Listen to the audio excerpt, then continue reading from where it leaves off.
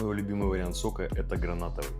Здесь с добавлением моркови, потому что витамин А лишним никогда не бывает, потому что он отвечает за репродуктивную функцию, он также является прогормоном, он может влиять на экспрессию генов попадания к ядру, также влияет на зрение, это самая его известная функция, также за формирование слизистых клеток, если не специфические, да, клетки кожи, клетки костей, формирование каких-либо тканей, в том числе и анаболических свойств. А гранат можно использовать как профилактику анемии. Он влияет ее не напрямую, а посредством коферментов. То есть здесь мало железа, но здесь есть витамин В6, В9, витамин С. Они влияют на сохранность гемы и за ее выработку.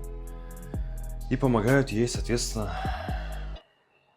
интегрироваться в систему.